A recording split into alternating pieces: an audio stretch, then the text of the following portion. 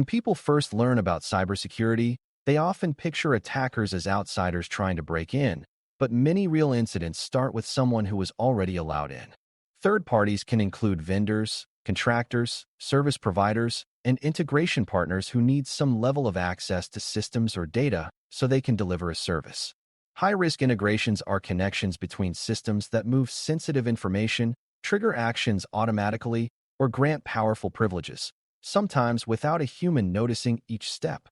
In payment environments, third-party access matters even more because cardholder data and the systems that protect it can be affected by a mistake or compromise outside your direct control. Controlling third-party access does not mean refusing to work with anyone, because modern businesses depend on partnerships, but it does mean being precise about what is allowed, why it is allowed, and how it is monitored. By the end, you should be able to explain why third-party pathways are attractive to attackers, how access control works at a high level, and how organizations keep integrations useful without letting them become invisible backdoors. Before we continue, a quick note. This audio course is a companion to our course companion books.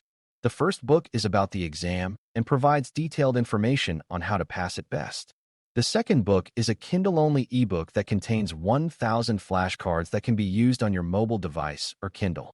Check them both out at cyber.author.me in the Bare Metal Study Guide series. A clear way to start is to define what third-party access actually looks like in real life, because it is broader than a vendor logging in with a username and password. Sometimes third-party access means remote support into a system. Sometimes it means a managed service provider performing administration, and sometimes it means an application integration that exchanges data automatically every minute of the day. Third parties may access cloud consoles, ticketing systems, endpoints, databases, or monitoring tools, and the access can be interactive or fully automated. High-risk integrations often involve privileged credentials, broad network connectivity, or the ability to create or modify records that matter to payments and security. A beginner misunderstanding is assuming that if a vendor is reputable, the access is safe, but safety depends on how access is structured, not just on trust. Another misunderstanding is thinking integrations are just data pipes, when in reality, they can also become control channels that trigger workflows or change configurations. When you see third-party access as a set of pathways into your environment, it becomes easier to evaluate risk and apply careful controls. It also helps to understand why attackers like third-party pathways, because this explains why the topic deserves serious attention rather than being treated as paperwork. If an attacker targets a well-defended company directly, they may face strong authentication, monitoring, and segmentation, but a smaller vendor might have weaker defenses and still hold a key that opens a door. Attackers also know that third-party relationships can create ambiguity, where each side assumes the other is monitoring or securing the connection, which creates gaps. High-risk integrations can be attractive because they often run continuously and use service accounts, meaning a compromise can be persistent and quietly powerful. In payment environments, the impact can be serious because an attacker might access systems that handle card data, or they might access supporting systems like logging and administration that influence security controls. Beginners sometimes think attackers only steal data, but many attackers also seek the ability to change systems, disable defenses, or create new accounts. Third-party access can offer those capabilities if it is not designed carefully. A strong control approach begins with the principle of least privilege, which means granting only the minimum access necessary for the third party to do the approved job. Least privilege is not a vague idea. It becomes concrete when you decide exactly what systems can be reached, what functions can be performed, and what data can be seen. If a vendor only needs to monitor system health, they should not have the ability to change configurations, create accounts, or export sensitive databases. If a contractor needs temporary access for a project, the access should not quietly become permanent just because nobody remembered to turn it off. For beginners, it helps to think of least privilege like giving someone a key to one office rather than giving them a master key to the whole building. This idea matters because even trusted parties can make mistakes, and compromised accounts can be used by attackers who do not share the vendor's good intentions. When least privilege is applied consistently, it reduces blast radius, meaning the damage from any single compromise is smaller and easier to contain. Identity controls are the next layer, because access begins with proving who is requesting entry and ensuring the request is legitimate. On first mention, multi-factor authentication, MFA, is a method of proving identity with more than one factor, and it helps because password theft alone is less likely to be enough for an attacker. However, identity control is not only about authentication. It is also about account management, role design, and session handling. Third-party accounts should be tied to real individuals when possible, rather than shared logins that hide accountability and make investigations harder. When shared accounts are used, they create a situation where you cannot easily prove who did what, and that undermines both security and compliance. For service accounts that run integrations, identity control means protecting credentials carefully and limiting what that identity can do, because automated identities can be extremely powerful. Beginners should remember that strong identity is the gate, but permissions and monitoring decide what happens after the gate opens. When identity and access management is disciplined, third-party access becomes a controlled relationship rather than an informal favor. Time limits and approval processes also matter, because third-party access often needs to change over time as projects start and end. A common failure pattern is granting access during a busy moment and then never revisiting it, which leaves dormant accounts that attackers can exploit later. A safer approach is to require an explicit reason for access, a defined duration, and a renewal process that forces someone to confirm the access is still needed. This is not about creating bureaucracy for its own sake. It is about preventing access from becoming invisible. For beginners, it is similar to borrowing a library book, where it is expected to be returned or renewed rather than kept forever without anyone noticing. Time-limited access is especially important for privileged access and for integrations that touch sensitive environments, because ongoing high privilege creates ongoing risk. Approval processes also clarify responsibility by identifying who requested access, who approved it, and what scope was agreed upon. When time limits and approvals are standard, access remains aligned with business needs instead of drifting into permanent exposure. Network boundaries are another essential control, because even a perfectly authenticated third party should not automatically be able to reach everything. Segmentation and connectivity rules help define where third-party traffic can go, and they prevent a vendor connection from becoming a wide hallway into the most sensitive parts of the environment. In payment-related environments, this often means ensuring third-party pathways are restricted to specific systems and ports required for the service, rather than granting broad connectivity into the cardholder data environment. Beginners sometimes assume that remote access is either allowed or not allowed, but real control comes from shaping what is reachable after access is granted. This is also where high-risk integrations stand out, because integrations sometimes require connectivity between systems that were previously isolated. If those new pathways are created without careful boundaries, the environment can quietly expand in scope and risk. Network controls work best when they are paired with documentation of why each path exists and what it supports. When connectivity is restricted thoughtfully, a compromise is less likely to spread and easier to detect. High-risk integrations deserve special attention because they often operate continuously and can move sensitive information or trigger high-impact actions.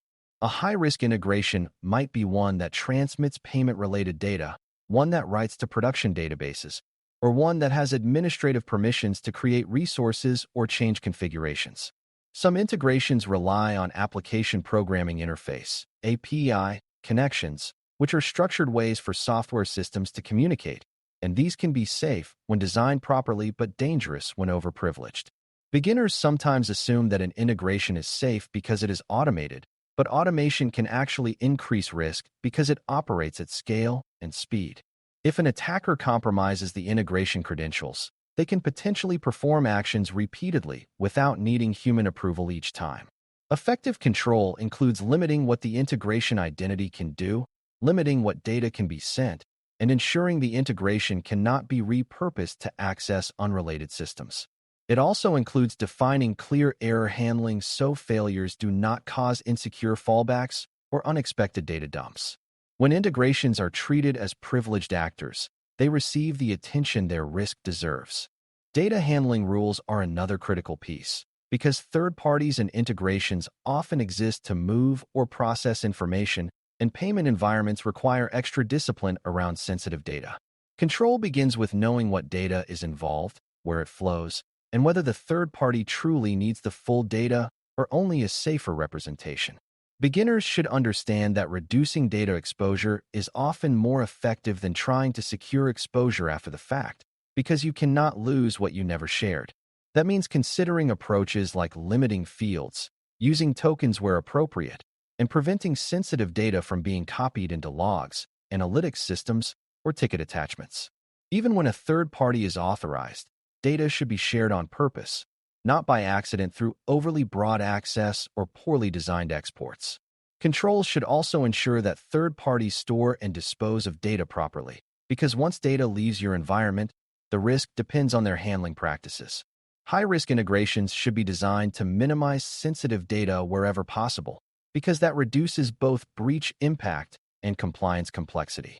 When data handling is intentional, the organization is less likely to discover sensitive data scattered in unexpected places. Monitoring and logging turn access control from a static rule into a living defense, because they help you detect misuse and respond quickly. If a third party is accessing systems, you should be able to see when access occurred, what actions were taken, and whether the access patterns match the approved purpose. Monitoring is especially important for privileged access, because a single administrative action can change security posture dramatically.